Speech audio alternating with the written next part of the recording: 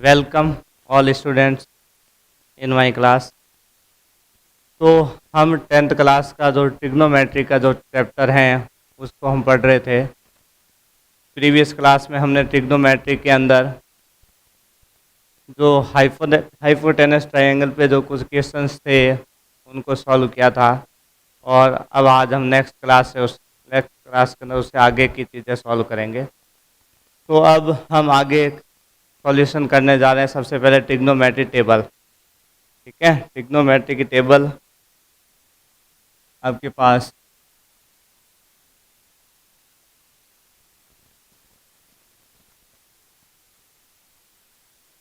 ठीक है, क्योंकि इस ट्रिग्नोमेट्री टेबल वाला क्वेश्चन भी एग्जाम के अंदर आता है, आपके बोर्ड एग्जाम के अंदर। तो किस किस एंगल पे हम फाइंड करेंगे? एक तो 0 डिग्री पे,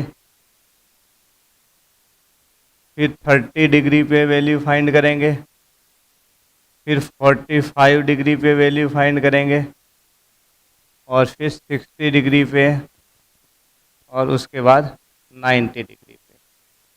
ठीक है, किसकी वैल्यू है आपके पास? ये थीटा, ठीक है, मतलब एंगल है आपके पास। किसके अंदर है? वो भी डिग्री के अंदर है। ठीक है, ठीक है, एंगल आपके पास, एंगल का मेजरमेंट हम यहाँ पे डिग्री के अंदर ले रहे हैं।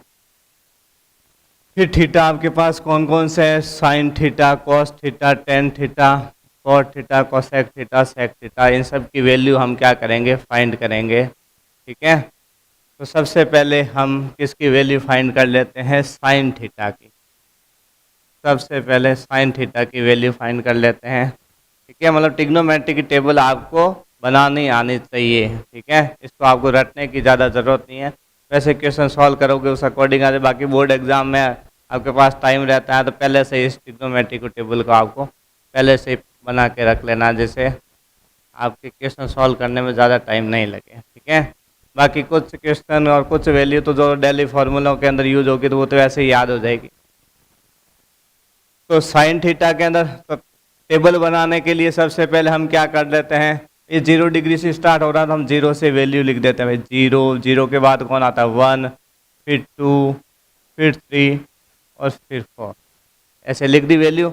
उसके बाद जो आपके पास जो बिग डिजिट हैं, ठीक है, वो कौन है आपके पास? 4 है ना भाई, बड़े वाला डिजिट 4 है। तो 4 से सबको क्या कर देंगे? हम डिवाइड कर देंगे।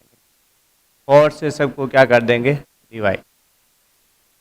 टेबल बनाने आपको आने चाहिए, क्योंकि फ्यूचर इन जब भी आपके पास, अभी तो 10th में पढ़ रहे हो, फिर आगे फ्यूचर इन जब जरूरत पड़े तो टेबल तो याद तो रहेगी नहीं, सब जो वैल्यू याद नहीं रहेगी। तो आप अपने आप जब आपको टेबल बनाना सीख गए ना, तो उसके बाद आप कभी भी टेबल बना सकते हैं, कोई प्रॉब्लम नहीं आई। फिर उसके बाद क्या करना है? सबके ऊपर रूट का सिंबल लगा देना। किसका? Under root. ये अंडर रूट का सिंबल लगा दीजिए सबके ऊपर।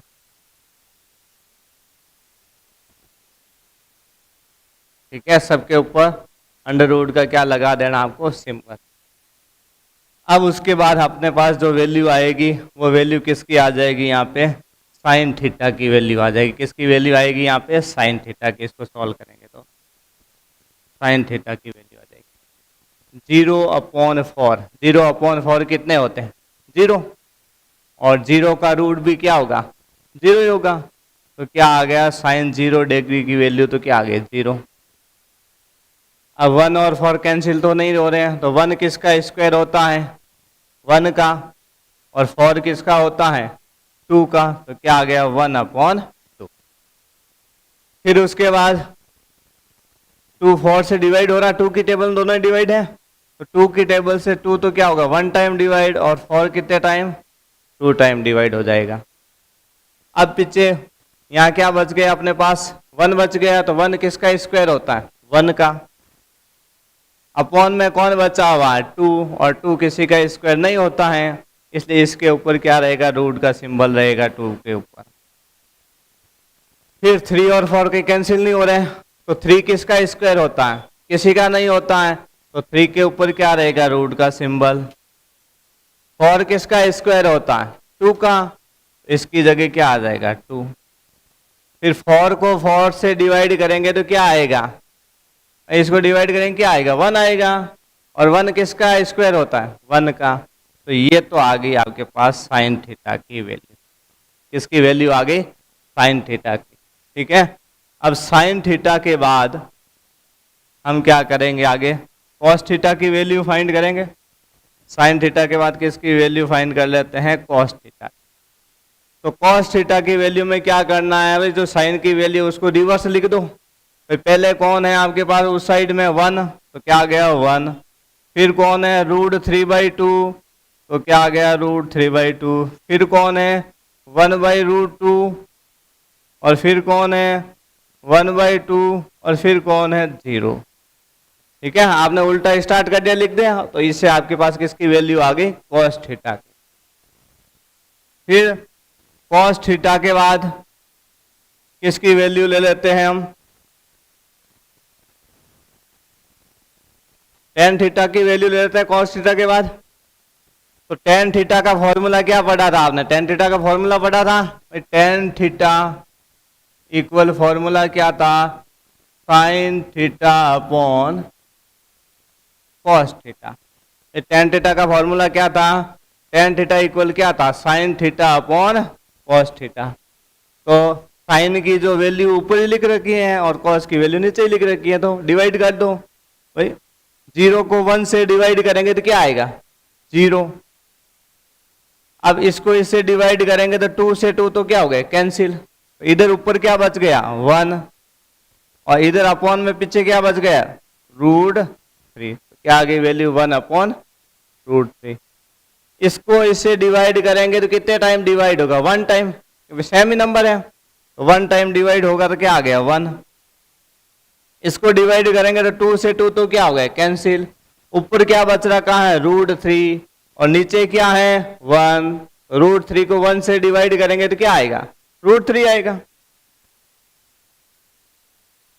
फिर 1 को किससे करना है 0 से डिवाइड, तो 0 से करेंगे तो क्या आएगा इनफाइनाइट। ठीक है, जिसको आप क्या लिख सकते हो, नॉट डिफाइन।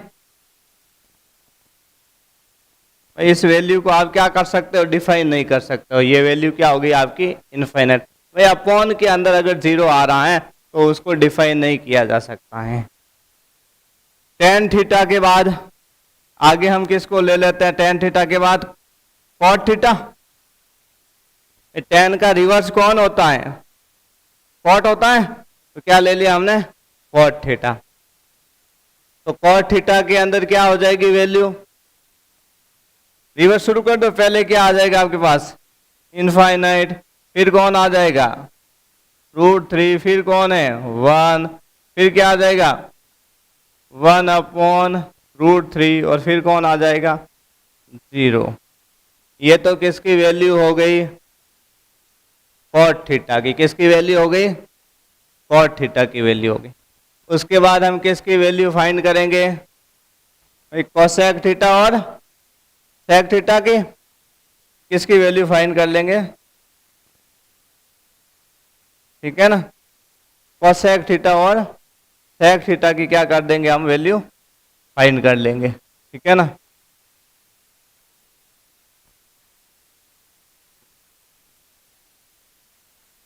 किसकी वैल्यू कोसेक थीटा की,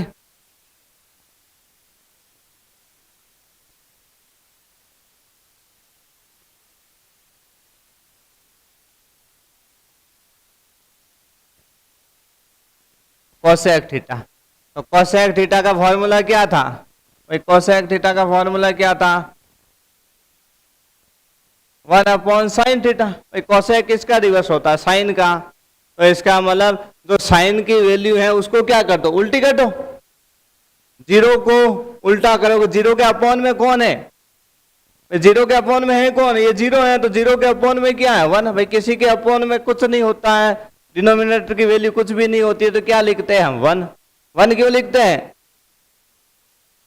1 किस लिए लिखते हैं हम, क्योंकि अगर हम 1 से किसी भी डिजिट को डिवाइड करें तो उससे उसकी वैल्यू में कोई फर्क नहीं आता है, वैल्यू सेम रहती है, वैल्यू चेंज नहीं होती हैं, इसलिए हम किससे डिनोमिनेटर के अंदर क्या लिखते हैं, 1 से इसलिए डिवाइड करते हैं। ऐसे तो कोई भी डिजिट से डिवाइड कर दो, लेकिन बाकी सबसे अगर आप किसी से भी और कोई भी डिजिट लिखोगे तो उससे वैल्यू क्या हो जाएगी, चेंज हो जाएगी। तो कोसेक थीटा, तो इधर क्या हो गया, ये क्या 0 मतलब क्या 0/1, इसको उल्टा किया तो क्या होगा 1/0, और 1/0 का मतलब क्या होता है, इनफाइनाइट। भाई अपॉन में 0 आते ही वैल्यू क्या होती है, इनफाइनाइट में हो जाती है। अब 1/2 को उल्टा करोगे तो क्या हो जाएगा 2/1, क्या हो जाएगा 2/1, और 2/1 का मतलब कितना हुआ 2। 2/1 का मतलब कितना हो गया 2 को 1 से क्या करना है, डिवाइड करना है। फिर उसके बाद क्या है 1/√2, इसको भी क्या करेंगे उल्टा घुमाएंगे तो √2 कहाँ चला गया ऊपर, अपॉन में क्या बच गया 1 से डिवाइड करने पे कोई फर्क नहीं पड़ेगा, तो क्या आ गई वैल्यू √2। अब √3/2 इसको घुमाओगे तो 2 कहाँ चले गए ऊपर, और √3 कहाँ आ गए अपॉन में। अब 1 को कैसे ही घुमाओगे 1/1, घुमाने से कोई फर्क पड़ेगा क्या, 1 ही आएगा, तो क्या आ गई वैल्यू 1 आ।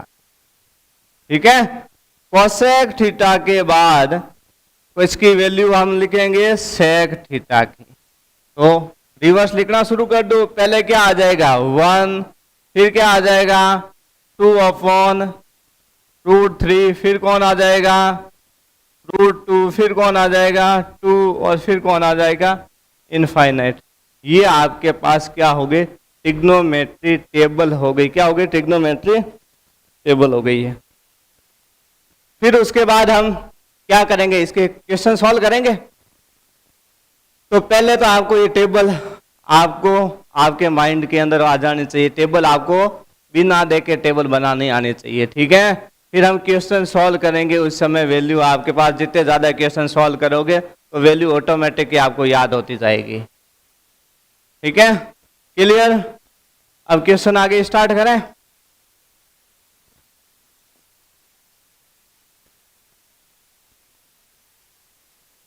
एक्सरसाइज 8.2 क्या है क्वेश्चन आपके पास, फर्स्ट क्वेश्चन क्या है, इवॉल्यूट द फॉलोइंग, मतलब इसकी क्या करनी है आपको वैल्यू फाइंड करनी है। इसको सॉल्व करेंगे तो क्या आएगी वैल्यू। तो सबसे पहले क्या है क्वेश्चन, फर्स्ट क्वेश्चन क्या है, साइन 60 डिग्री cos 30 डिग्री, ठीक है ये क्या डिग्री है cos 30 degree plus sign 30 degree cos 60 degree, इसकी वैल्यू क्या करनी है आपको फाइंड करनी है। तो क्वेश्चन ले लेते हैं। फर्स्ट क्वेश्चन क्या है आपके पास, साइन 60 डिग्री, फिर उसके बाद क्या है मल्टीप्लाई के अंदर cos 30 डिग्री, फिर प्लस कितना है साइन 30 डिग्री, फिर आपके पास क्या है cos 60 डिग्री। ठीक है, पहले आपने टेबल के अकॉर्डिंग इसकी वैल्यू लिख देंगे यहाँ पे। चलो, साइन 60 डिग्री की वैल्यू क्या होती है √3/2, क्या होती है √3/2। फिर cos 30 डिग्री की वैल्यू भी क्या होती है √3/2। फिर किसका सिंबल है प्लस का, साइन 30 डिग्री की वैल्यू क्या होती है 1/2, और cos 60 डिग्री की वैल्यू भी क्या होती है 1/2। आगे सॉल्व करें इसको, √3 को √3 से मल्टीप्लाई करेंगे तो कितने आ जाएंगे √9, और √9 का मतलब 9 किसका स्क्वायर होता है 3 का, इसका मतलब कितना आ गया आपके पास 3 अपॉन में 2 को 2 से मल्टीप्लाई करेंगे तो कितने आ जाएंगे 4, फिर 1 को 1 से मल्टीप्लाई करेंगे तो 1, और 2 को 2 से मल्टीप्लाई करेंगे तो 4।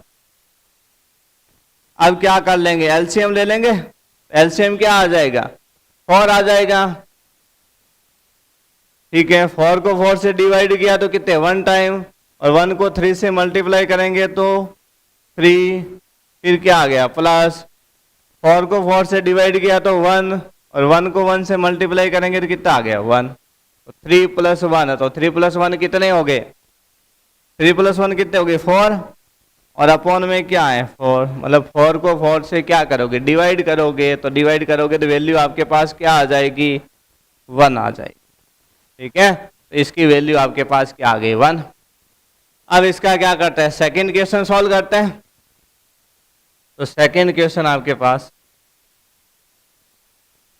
क्या है, 2 tan square 45 degree plus cos square 30 degree minus sin square 60 degree.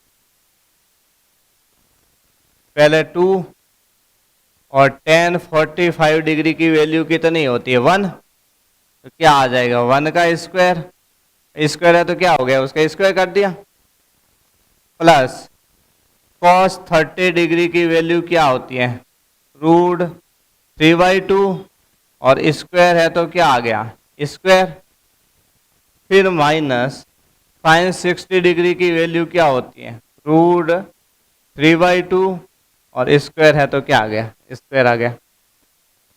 अब सॉल्व कर देते हैं आगे, 2 × 1 का स्क्वायर कितना होता है 1 होता है, फिर उसके बाद √3 का स्क्वायर क्या होगा 3, रूट और स्क्वायर क्या हो जाता है कैंसिल हो जाते हैं, तो क्या आ गया 3, फिर 2 का स्क्वायर कितना होता है 4, तो क्या आ गया अपॉन में 4, फिर इसके बाद √3 का स्क्वायर कितना हुआ 3, और 2 का स्क्वायर कितना हो गया 4, प्लस के 3/4 और माइनस के 3/4 आपके क्या हो जाएंगे कैंसिल हो जाएंगे, तो वैल्यू क्या बच गई आपके पास 2 × 1, मतलब 2 को 1 से मल्टीप्लाई करेंगे तो क्या आ जाएंगे 2, तो इसका सॉल्यूशन क्या आ गया, इसकी वैल्यू कितनी आ गई 2 आ गई।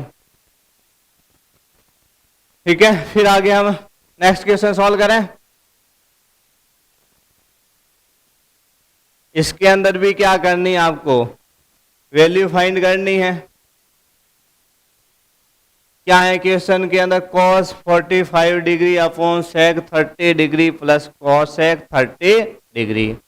ठीक है, इसका भी अपने को क्या करना है सॉल्यूशन करना है। ठीक है ना, ये आपके लिए एक इम्पोर्टेंट क्वेश्चन है, तो इसको ढंग से समझ लेना। ठीक है, क्या है आपके पास सबसे पहले क्वेश्चन के अंदर cos 45 degree upon sec 30 degree plus cosec 30 degree. अब सबसे पहले क्या है cos 45 डिग्री, तो cos 45 डिग्री की वैल्यू आपके पास क्या होती है 1/√2, फिर उसके बाद अपॉन के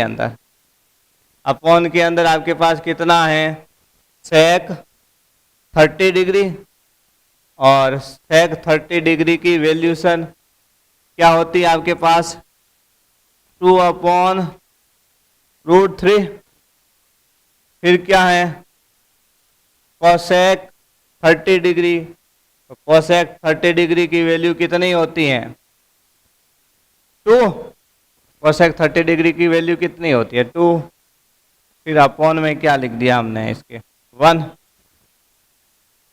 ठीक है, पहले तो आपके जो ट्रिग्नोमेट्री की टेबल बन रखे हैं उसके अकॉर्डिंग हमने क्या ले ली वैल्यू ले ली। cos 45 डिग्री की वैल्यू क्या होती है 1/√2, sec 30 की जो वैल्यू होती है वो क्या होती है 2/√3, और cosec 30 डिग्री की वैल्यू क्या होती है 2। अब आपके पास ऊपर तो क्या है वैल्यू 1/√2, और यहाँ √3 और 1 का क्या ले लेंगे एलसीएम ले लेंगे। √3 और 1 का एलसीएम कितना आ जाएगा √3 आ जाएगा, √3 और 1 का एलसीएम कितना आ जाएगा √3। अब √3 को √3 से क्या करेंगे डिवाइड करेंगे, तो कितने टाइम डिवाइड होगा 1 टाइम होगा, सेम ही है दीजिए √3 को √3 से डिवाइड करेंगे कितने टाइम होगा 1 टाइम, और 1 को 2 से क्या करेंगे मल्टीप्लाई, तो कितने आ जाएंगे 2 प्लस। अब क्या करना है, √3 को किससे डिवाइड करना है 1 से, तो कितने टाइम डिवाइड होगा √3 टाइम, और √3 को किससे मल्टीप्लाई कर देंगे 2 से, तो क्या आ जाएगा 2√3। क्या आ गया 2√3। अब ये डिजिट कहाँ है डिवाइड में, इसको कहाँ लेके जाएंगे मल्टीप्लाई में, तो क्या हो जाएंगे रिवर्स हो जाएंगे भाई, जो न्यूमरेटर वाली वैल्यू का डिनोमिनेटर में और डिनोमिनेटर वाली न्यूमरेटर में चली जाएगी वैल्यू। तो आपके पास क्या आ जाएगा आगे सॉल्यूशन, इक्वल क्या है लिखा हुआ 1/√2, मल्टीप्लाई में लिखेंगे, डिवाइड को मल्टीप्लाई में लिखेंगे, √3 तो कहाँ चले जाएंगे ऊपर चले जाएंगे, और ये वाली संख्या कहाँ रह जाएगी नीचे, तो √3 तो कहाँ चले गए, और यहाँ इधर क्या बच गया 2 + 2√3, ठीक है 2 + 2√3 लिख दिया।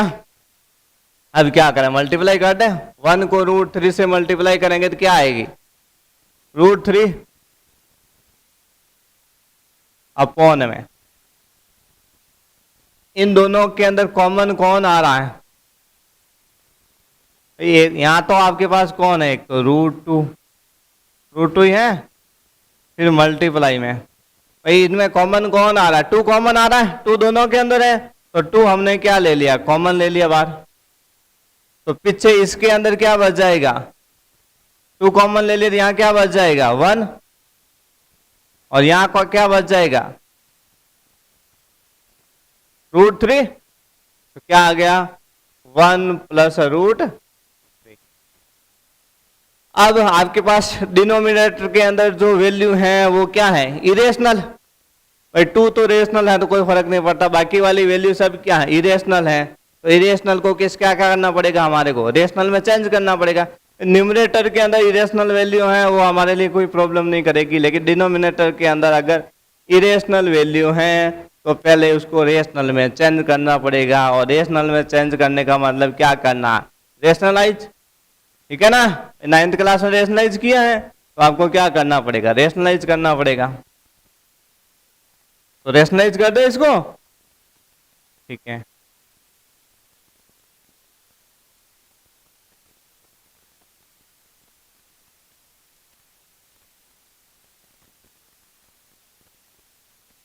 ठीक है, इसको क्या कर देते हैं रेशनलाइज कर देते हैं, तो किससे मल्टीप्लाई करेंगे √3 अपॉन 2√2, फिर मल्टीप्लाई में क्या है आपके पास 1 + √3, ठीक है, ये 1 + √3 है, इसको आप √3 + 1 भी लिख सकते हैं, और 1 + √3 लिखे तो भी कोई फर्क नहीं पड़ेगा, ठीक है ना, कैसे भी आप इसको लिख सकते हैं। अब एक तो किसको चेंज करना है इरेशनल कौन है, एक तो आपके पास √2 है, तो इसको रेशनल में चेंज करना है, इसका मतलब किससे मल्टीप्लाई करना पड़ेगा √2 से, एक तो मल्टीप्लाई किससे होगा मल्टीप्लाई एक तो किससे होगा √2 से, और मल्टीप्लाई कहाँ होगा दोनों साइड होगा, न्यूमरेटर में भी होगा और डिनोमिनेटर के अंदर भी होगा। फिर उसके बाद पीछे कौन है ये वाली वैल्यू है, तो इसके अंदर आपको क्या करना है रेशनलाइज के अंदर क्या करना है सिंबल चेंज करना है, और फिर क्या करना है उसको सिंबल चेंज करके, तो प्लस का सिंबल है तो किसका लगाओ माइनस का, और माइनस का होता तो किसका लगाते प्लस का, तो क्या आ जाएगा किससे मल्टीप्लाई कर देंगे 1 - √3, इधर भी क्या आ जाएगा 1 - √3।